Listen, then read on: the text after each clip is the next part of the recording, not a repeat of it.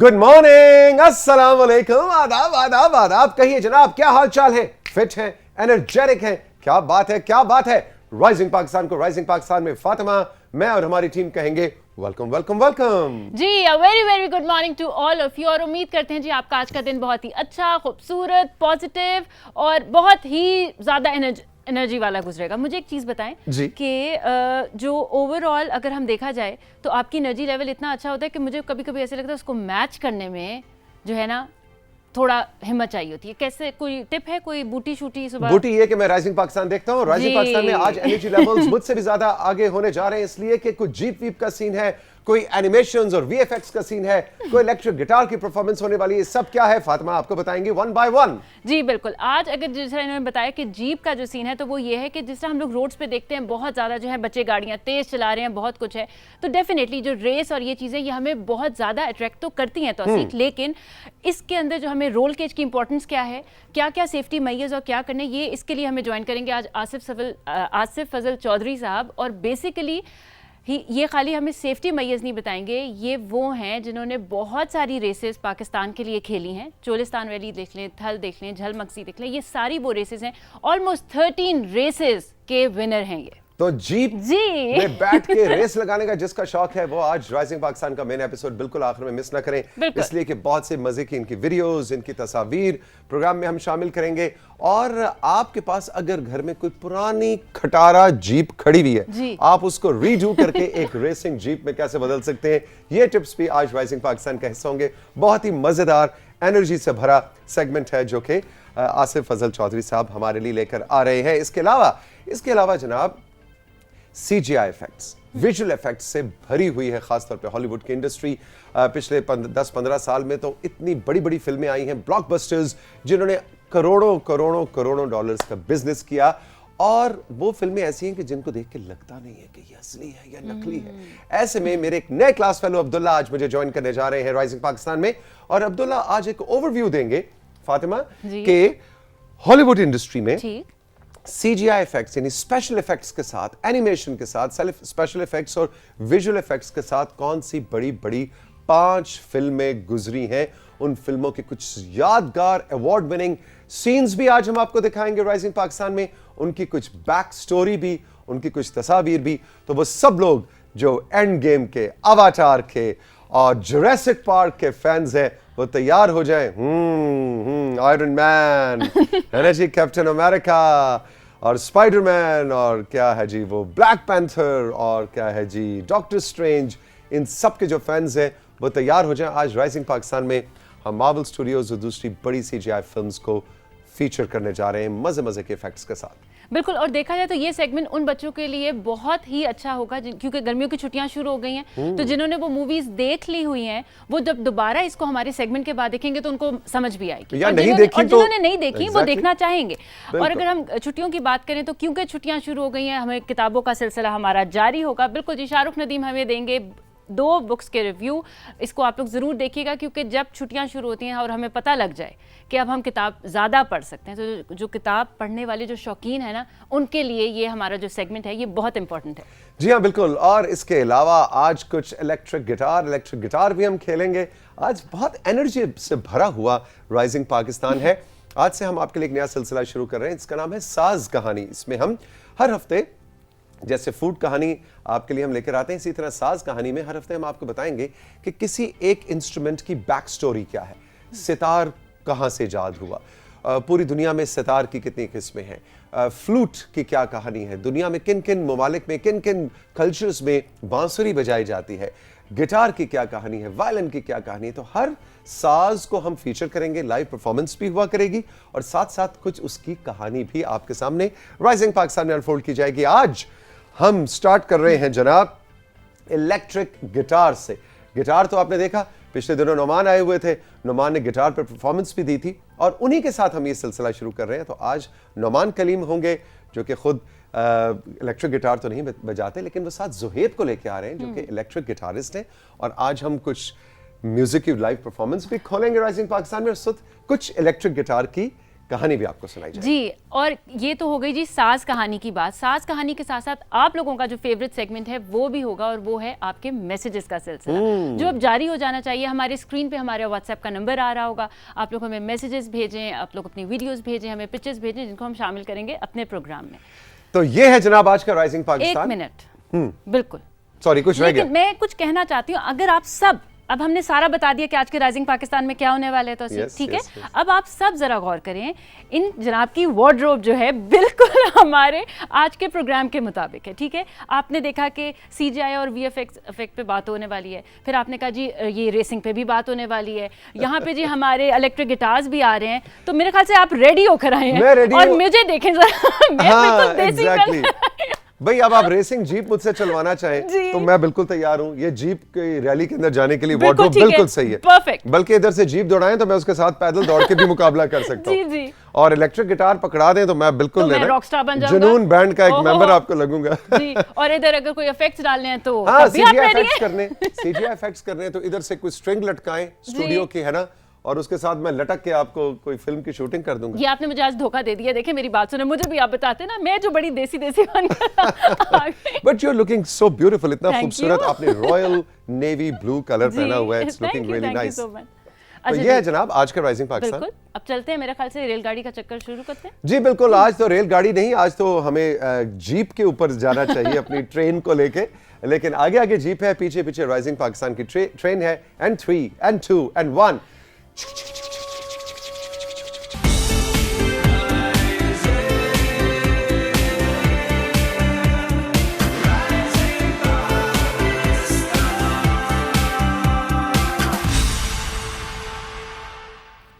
Welcome back to rising Pakistan. मुझ जैसे वो सब दीवाने जो एनिमेशन और CGI इफेक्ट्स और विजुअल इफेक्ट्स वाली फिल्मों के शौकीन हैं, वो तैयार हो जाए, इसलिए कि आज मेरे एक नए क्लास फेलो है, नाम है इनका अब्दुल्ला। हाल ही में हमारी क्लास इन्होंने ज्वाइन की और इनकी बातें सुन के मुझे ख्याल आया कि इनको टीवी पे लेके आना चाहिए मुझे, है ना जी। तो अब्दुल्ला आज ये कुछ विजुअल इफेक्ट्स और CGI इफेक्ट्स वाली फिल्मों का ओवरव्यू देने जा रहे हैं। Good morning. अस्सलाम अस्सलाम, कैसे हैं सर? बिल्कुल ठीक। Welcome to rising Pakistan Abdullah. Thank you for having me here. अच्छा जी, अब बताओ क्या सीन है और क्या टॉपिक है आज तुम्हारा? सर आपने जैसा कहा था कि आपको VFX और CGI वाली फिल्में बहुत पसंद है, तो मैंने 5 हॉलीवुड फिल्म जो लैंडमार्क फिल्म्स है ना, उनको मैं आज फीचर कर रहा हूँ। सही केस स्टडी तैयार की है, जबरदस्त। सबसे पहले स्टार्ट करते हैं स्टार वॉर्स से, जिसने ये सारा सिलसिला शुरू किया था। स्टार वॉर्स, बिल्कुल बैक इन 1977। अच्छा जी, 1977 में स्टार वॉर्स आई, और उस टाइम पे चीज़ इतनी कॉमन नहीं थी क्योंकि ऑब्वियसली टेक्नोलॉजी भी इतनी ज़्यादा नहीं थी। बट इस फिल्म में CGI और VFX जिस लेवल के यूज़ हुए थे ना, आज की डेट में थोड़े से वो एज्ड लगते हैं, मगर फिर भी बहुत कमाल के उसके अंदर सारे विजुअल इफेक्ट्स थे, सब कुछ बहुत कमाल का था। In fact it was the highest grossing film of its time. और जैसा कि आप इसका पोस्टर भी देख रहे हैं कि स्टार वॉर्स जब आई थी तो पूरी दुनिया में एक तहलका मच गया। तो उस वक्त सोशल मीडिया का अब्दुल्ला ज़माना नहीं था और सिनेमा में ही फिल्म रिलीज होती थी और पूरी दुनिया में छोटे बड़े मुल्क, बड़ा सिनेमा, छोटा सिनेमा, अच्छा साउंड है नहीं है, लेकिन star Wars was a hit. बिल्कुल, जॉर्ज लुकास ने इनको डायरेक्ट किया था, जिन्होंने आगे जाके और भी फिल्म्स डायरेक्ट की, उनका भी मेरे ख्याल से पोस्टर है हमारे पास। जी, स्टार वॉर्स का एक और भी हमारे पास तस्वीर है, कंट्रोल रूम या नहीं है? नहीं जी, कंट्रोल रूम कह रहा है स्टार वॉर्स की एक ही तस्वीर आपने हमें दी। अच्छा जी, चले जी, हमारा तो वैसे मेरा और अब्दुल्ला का रिकॉर्ड तो ये नहीं कहता ये जॉर्ज लुकास की आ गई, यही तो हम कह रहे थे। अच्छा, स्टार वॉर्स का एक वीडियो क्लिप भी आप लेके आए? बिल्कुल लेकर आए। ये क्या कोई सीन है या ट्रेलर है? ये एक हम देखते हैं तो हमें पता चलता है क्या। चलिए जी, स्टार वॉर्स का वीडियो क्लिप दिखाएं जी, ताकि 1977 की कुछ यादें हम ताजा करें।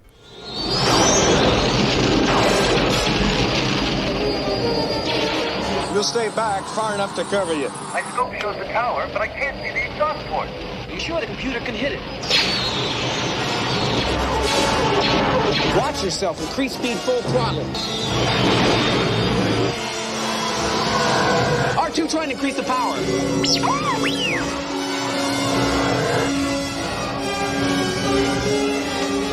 Hurry up, Luke. Wait! Wait!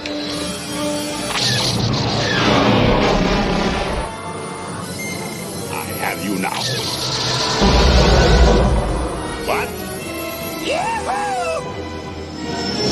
Look out!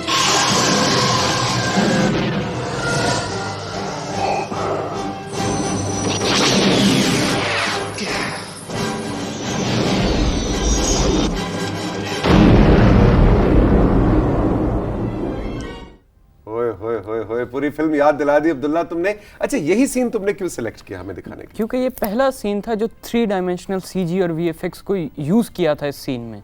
अच्छा, इसलिए इसकी इंपॉर्टेंस बहुत ज़्यादा है, ना सिर्फ इस फिल्म में बल्कि ओवरऑल सिनेमा की हिस्ट्री में। यानी बड़ा रेवोल्यूशनरी सीन है एक तरह से ये। बहुत ज़्यादा। अच्छा जी, अब कौन सी फिल्म है? इसके बाद है सर जुरासिक पार्क, वो सभी को याद होगी। एग्जैक्टली। और इस फिल्म की खास बात ये है ना कि अभी हमने स्टार वॉर्स को देखा, इसके थोड़े से एज्ड लगते हैं आज की डेट में, उस टाइम के हिसाब से ठीक थे, मगर जुरासिक पार्क आज भी अगर आप उसके अंदर वो डायनासोर वो सब कुछ देखेंगे तो आज भी लगेगा कि यार ये फिल्म पिछले हफ्ते रिलीज हुई है। बिल्कुल। जुरासिक पार्क भी बड़ी अवार्ड विनिंग, बड़े अवार्ड्स इसने उठाए थे। बिल्कुल, पूरी दुनिया में इसका एक नाम हुआ था और बड़े साल लगे थे इसको बनने में। काफी साल लगे थे। स्टीवन स्पिलबर्ग उन्होंने बनाई थी ये फिल्म, जो कि he is the highest grossing director of all times. बिल्कुल, ये उनकी तस्वीर आप देख रहे हैं। अच्छा जी, और जुरासिक पार्क की कुछ हमें बताओ। इसके बारे में सर, ये $1 बिलियन इसने ग्रॉस किया था, जो कि शायद हमें ये भी नहीं पता उसमें कितने जीरो लगते हैं। बिल्कुल सही। और इस फिल्म की सबसे अच्छी बात ये थी कि इस फिल्म को यूनिवर्सल ने डायरेक्ट किया था, जो कि कॉन्ग्लोमरेट है हॉलीवुड का, आज तक एक कॉन्ग्लोमरेट है। और इसके अलावा इस फिल्म ने जो सीजी यूज़ किए थे ना, उसका हमारे पास एक सीन भी है। उसके जो सीजी थे वो उसके लिए एक अलग से कंपनी बनाई गई थी। अच्छा जी, यानी जो इस फिल्म के स्पेशल इफेक्ट्स के लिए एक और कंपनी क्रिएट की गई। बिल्कुल, इसके साउंड डिजाइन के लिए भी एक कंपनी बनाई गई थी, DTS, क्योंकि डायनासोर्स वगैरह की जो आवाज थी उसमें काफी एनिमल्स की वॉइसेस को मिक्स करके उसे बनाया गया था। Really? तो एक अलग से कंपनी स्टीवन स्पिलबर्ग ने 2 कंपनीज शुरू की थी। जी, एक ने उसके विजुअल इफेक्ट्स बनाए थे दूसरे और एक ने। अच्छा, ये कितना जबरदस्त कि वो सब कुछ ये असली नहीं था, कुछ भी नहीं था, ये सब विजुअल इफेक्ट्स हैं। सिर्फ बैकग्राउंड था, ये एक्चुअल डायनासोर ज़ाहिर नहीं थे ऑब्वियसली। तो इसके बारे में हमें जरा तो तफसील बताओ कि यही सीन आपने क्यों सिलेक्ट ये scene because it is considered one of the most beautiful scenes in cinema. इस सीन की खूबसूरती अभी हम सब लोगों ने खुद देख ली, और वो जो शार्पनेस के साथ जिस तरह से सारी एनिमेशन और वो जो CGI बनाया गया है ना, और CGI और VFX में अक्सर लोग कंफ्यूज करते हैं, तो मैं उसके बारे में थोड़ा सा बता दूं। बताएं कि CGI और VFX में फ़र्क क्या है? VFX जो होता है फोरग्राउंड में होता है। Okay. जैसे अभी हमने देखा ना स्टार वॉर्स में, तो उसमें जितना कुछ भी जो पीछे था वो ग्रीन स्क्रीन थी, VFX वो बनाया गया। अच्छा, इसमें जो थी ग्रीन स्क्रीन नहीं थी, जो था जो बैकग्राउंड था वो रियल था। फोरग्राउंड में डायनासोर्स बनाए गए थे, जिसको हम VFX बोल सकते हैं। अच्छा, वैसे भी बड़ा सिंपल सा फर्क था और मुझे आज तक खुद नहीं पता था कि VFX और CGI में क्या फर्क है। तो जो बैकग्राउंड्स बनती हैं वो उसको हम CGI कह सकते हैं। मिसाल के तौर पे जिस तरह हम अपनी किसी मूवी का मिसाल देना चाहें तो मौला जट में जिस तरह से अब जो मौला जट 2 रिलीज हुई है, उसका जो बैकग्राउंड्स बने हैं, जो सारा माहौल क्रिएट किया गया, वो उसको हम CGI कहेंगे। जी। ओके। अच्छा अब्दुल्ला, मैं एक चीज नोट कर रहा था कि इस सीन के अंदर जब इंसान पहली दफा डायनासोर को देखता है, बिल्कुल एक्टर के लिए भी काम करना कितना मुश्किल है, बहुत मुश्किल, क्योंकि वो ग्रीन रंग का कमरा है, सब्ज रंग का, कुछ भी नहीं है, और आपने अपनी आंखों में वो एक्सप्रेशन लेके आना है कि आप एक डायनासोर को देख रहे हैं या उस माहौल के अंदर है ना। एक्टिंग ज्यादा मुश्किल है, स्पेक्टिकल बनाया हुआ उसको। वेरी इंटरेस्टिंग, वेरी अच्छा जी। अब जुरासिक पार्क के बाद अगली मेरी फेवरेट फिल्म आ रही है सर, एवाटार आ रही है। Highest grossing film of all time, 2.9 billion, almost 3 billion के पास पहुंच गई थी ये फिल्म अपने थिएट्रिकल रन में। और इस फिल्म में जो VFX, इस फिल्म में जो बैकग्राउंड पे जितना भी काम किया गया ना, वो बहुत ज़्यादा किया गया, क्योंकि एक पूरा यूनिवर्स बनाया गया था। पेंडोरा, जहाँ पे वो नावीज़, वो जो क्रिएचर्स दिखाए गए थे, वो सब उसके अंदर रहते हैं। मोशन कैप्चर टेक्नोलॉजी इतनी उस शार्पनेस के साथ पहले कभी भी यूज़ नहीं हुई थी। एक्टर्स पहले भी करते थे, उन्हें बाद में एनिमेट किया जाता था, मगर इस शार्पनेस के साथ नहीं किया जाता था। जेम्स कैमरॉन ने इसको डायरेक्ट किया था, जिन्होंने टाइटैनिक और टर्मिनेटर भी डायरेक्ट की हुई हैं। बिल्कुल, जिनकी तस्वीर आप इस वक्त देख रहे हैं। बिल्कुल। और बाद में जब इस फिल्म का सीक्वल आया तो उसने भी धूम मचा दी, बट ये फिल्म जो थी ना, इसने टोटली अपने VFX और अपने CGI की मदद से ना एक वो छोड़ दिया, एक मार्क छोड़ दिया हमेशा के लिए। और ये वो बड़े लोग हैं, वो बड़े डायरेक्टर्स हैं जो कि साल हर साल एक ही प्रोजेक्ट पे लगा देते हैं। 12 इयर्स सर, 12 साल लगे थे जी इस फिल्म को बनने में, 12 साल उस शख्स ने और उस पूरी टीम ने। और कहते हैं कि सिर्फ खुद डायरेक्टर नहीं, वो पूरी टीम जो उसके स्पेशल इफेक्ट्स पे काम कर रही थी, उन्होंने भी 12 साल और कुछ नहीं किया। बिल्कुल। तो ये उनके, लेकिन उसके बाद जो रिजल्ट मिला वो कितना जबरदस्त, इनक्रेडिबल। अच्छा, ये इसके अंदर अब एक और खास बात है कि वो जो एक्टर्स सेलेक्ट हुए होंगे इस काम को करने के लिए, उन्होंने तो जब फिल्म में अपने आप को जाके सिनेमा में देखा, उनको मुझे तो कोई पहचानता ही नहीं सड़क पे जाते हुए, क्योंकि मुझे कोई तो भी पूरा नहीं चेंज था, कर दिया आपने। बिल्कुल नहीं था। इनफैक्ट इतने ज्यादा कि इस फिल्म में तो हमने जो पहले फिल्में देखी है ना, उनमें तो फिर कुछ ना कुछ था।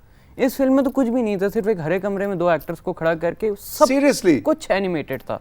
ये सब कुछ एनिमेटेड? कुछ था ही नहीं ना। देखें, ये जो है ये तो दुनिया में कहीं पे मिलता ही नहीं है आपको। एग्जैक्टली प्योर, इसलिए 12 साल लगे। 12 साल लगे फिल्म को बनने में।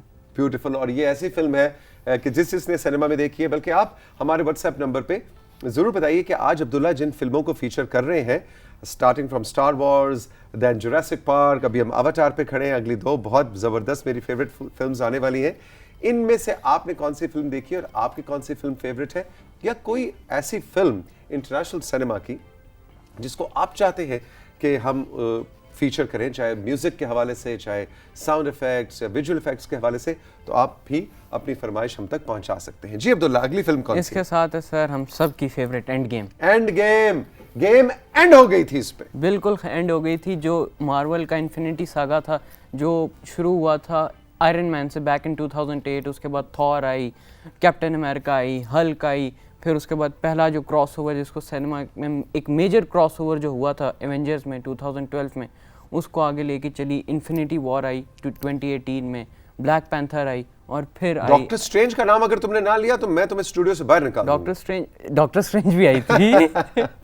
ये उसका एग्जैक्टली। तो ये एवेंजर्स जी एंड गेम, ये भी दुनिया की सबसे ज्यादा कहते हैं इंतजार की जाने वाली फिल्म इसको कहा जाता है, मच अवेटेड ये थी। बहुत ज्यादा थी, बट जी ये वो सीन है जिसने इट ब्रोक द अच्छा, हार्ट्स ऑफ इसको many Marvel fans. Control room से कहूंगा कि थोड़ा छुरी थल्ले साल है और इसको जरा रखें स्क्रीन पे और जरा एक्सप्लेन करें कि ये क्या हो रहा है इस वक्त। सर ये वो सीन है जिसने हम सबका दिल तोड़ दिया था, आयरन मैन चल बसे थे। हाय। अच्छा, ये कैसे बन रहा है? ये एक्चुअल सीन नीचे है जी, और उसकी रिकॉर्डिंग ऊपर हो रही है। रिकॉर्डिंग ऊपर आप देखें कि टोटल ग्रीन स्क्रीन है।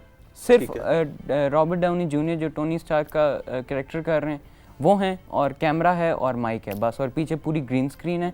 और फिर बाद में उसको वाह एनिमेट किया गया। ब्यूटीफुल। और वही बात जो अभी कुछ देर पहले हम साथियों कर रहे थे कि जो एक्टर है उस पे कितना मुश्किल काम है कि आप एक सब्ज रंग के कमरे में बैठे हुए, आप सामने 2 कैमरे हैं और आपने वो पूरा एक्सप्रेशन अपनी आवाज में, अपनी आंखों में, अपने अंदाज में, अपनी अदाकारी में देना है, जो कि बाद में जाके विजुअल इफेक्ट्स के साथ जो नीचे तस्वीर है वो एक्चुअल सीन बन जाएगा, बिल्कुल, जिसमें आयरन मैन की डेथ हो जाती है। और इसमें एक छोटी सी बारीकी और भी है कि अगर हम ऊपर नीचे अगर हम देखें तो उसमें हमें वो गैमा रेज निकलती नजर आ रही हैं सारे से। ऊपर वो गैमा रेज भी नहीं है, तो उसमें इसमें फोरग्राउंड में भी काम हुआ है। ओह यस, बिल्कुल बिल्कुल बिल्कुल, जबरदस्त थी, जबरदस्त। अच्छा जी, आयरन मैन का विजुअल भी है हमारे पास, यानी वीडियो हमारे पास एंड गेम का है, और एंड गेम का वो वाला, सॉरी आयरन मैन से मुराद एंड गेम, हाँ हाँ एंड गेम का है, और वो वाला है जिसने थिएटर्स के अंदर लोगों ने चीख चीख के ऑलमोस्ट सबको बहरा कर दिया था। यस। अच्छा, तुम्हारा क्योंकि थॉर फेवरेट है, बिल्कुल, तो तुमने भी क्लिप वही निकाला, और तुमने ब्लैक पैंथर और डॉक्टर स्ट्रेंज का क्लिप क्यों नहीं दिखाया हमें, जो मेरे फेवरेट है? उसका अगली बार दिखा देंगे, अगले सेगमेंट में दिखा देंगे, मगर इस सेगमेंट में मुझे लगा कि लोग कहीं मुझे ना मार दें गुस्से में। एग्जैक्टली। अच्छा, अगेन वही वाली बात कि वो फाइट सीक्वेंसेस में भी पीछे कुछ भी नहीं था, और इसमें भी मोशन कैप्चर, क्योंकि जो थैनोस हैं वो भी एक रियल एक्टर हैं, हाँ, बट उन्हें भी आप देखें कि एक एलियन बनाया गया है, तो इसमें भी मोशन कैप्चर यूज हुआ है और बहुत शार्पनेस के साथ। और इस फिल्म की जो सबसे खास बात है वो ये कि इसकी जो यूएसपी जिसको हम कहते हैं ना, यूनिक सेलिंग पॉइंट, वो ये था कि ये आईमैक्स में शूट हुई है इंटायर फिल्म।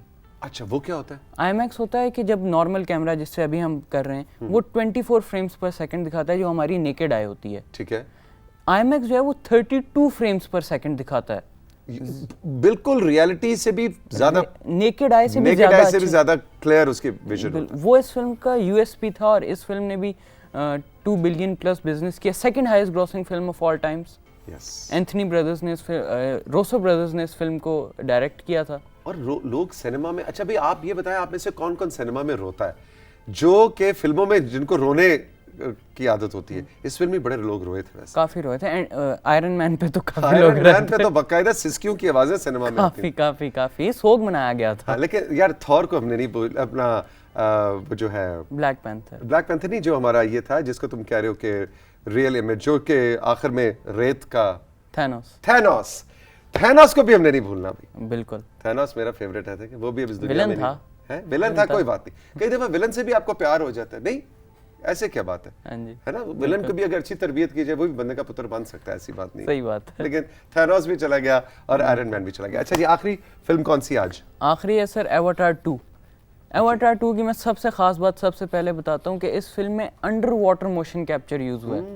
वो जो हम कह रहे हैं ना कि एक्टर्स को उनको शूट करके बाद में एनिमेट किया गया है, तो हमें जो अंडर वाटर सीन्स उसके अंदर देखने को मिलते हैं वो ये उसका पोस्टर है। ओए होए होए। वो हमें वो शूट भी अंडर वाटर ही हुए थे और इसी वजह से वो इतने खूबसूरत लगते हैं। यानी ये जो सीन आप जिसकी बिल्कुल। तस्वीर देख रहे हैं ये एक्चुअली पानी के अंदर के अंदर शूट हुआ है, बाद में इसको एनिमेट किया गया। अच्छा, ओके, और ऐसा काम पहले कभी भी नहीं किया गया और वो इस वजह से ना वो जो एक खूबसूरती है, क्योंकि VFX और CGI के बारे में एक चीज़ कही जाती है कि ये जितना लगे कि ये यूज़ नहीं हुए उतना अच्छा है। यूज नहीं हुए क्या मतलब? मतलब ऐसा लगे कि ये बिल्कुल सब कुछ रियल है। अच्छा, मजा आ और गया। इस फिल्म ने एकेडमी अवार्ड्स में बेस्ट विजुअल इफेक्ट्स का अवार्ड भी जीता था, 3rd highest grossing films of all time. लेकिन अगर मुझसे तुम तकाबुल करवाओ एवाटार 1 और 2 का, तो मेरा वोट 1 के लिए। 1 थोड़ा ऊपर था। पता नहीं क्यों 1 हमेशा बेहतर लगती है। जॉज भी देखा जाए तो वो जो शार्क वाली थी वो भी जॉज 1, हालांकि जॉज 2 जब बनी और बाद में जो आई जॉज वो उससे ज्यादा बड़ी एनिमेशन और विजुअल इफेक्ट्स के साथ आई थी, लेकिन जो जॉज 1 का मजा था, जो एवाटार 1 का मजा था, वो दोबारा नहीं होता। वो कहते हैं ना first impression is the last impression. Exactly, वो छोड़ के चला जाता है, वो छोड़ के चला जाता है आपके जहन में। Abdullah, thank you very much, जबरदस्त सेगमेंट था तुम्हारा, बहुत मजा आया। और आपको अब्दुल्ला का सेगमेंट कैसा लगा? ये हमारे नए साथी हैं जिन्होंने राइजिंग पाकिस्तान की टीम को ज्वाइन किया है, इनके सेगमेंट के बारे में भी अपना रिव्यू दीजिएगा। और आइंदा आप किस तरह की मूवीज या एंटरटेनमेंट इंडस्ट्री या टेक्नोलॉजी के ऊपर किस तरह के टॉपिक्स पे फीचर करवाना चाहते हैं राइजिंग पाकिस्तान की टीम को, किन टॉपिक्स को लेके आए, वो भी आप हमें हमारे व्हाट्सएप नंबर पे जरूर बताइएगा, जो कि इस वक्त स्क्रीन पे आवेजा है 0308893699। एक छोटा सा ब्रेक के बाद अभी मिलते हैं। ज़ोहेब भी आया हुआ है, नुमान भी आया हुआ है, कुछ गिटार खेलेंगे। उसके बाद पता नहीं कोई फातिमा ने कोई जीप शीप का भी आज सुबह जिक्र किया था, वो ध्यान करना है कोई जीप स्टूडियो के अंदर ही ना आ जाए, शायद आ भी जाए। लेट्स सी, अभी मिलते हैं।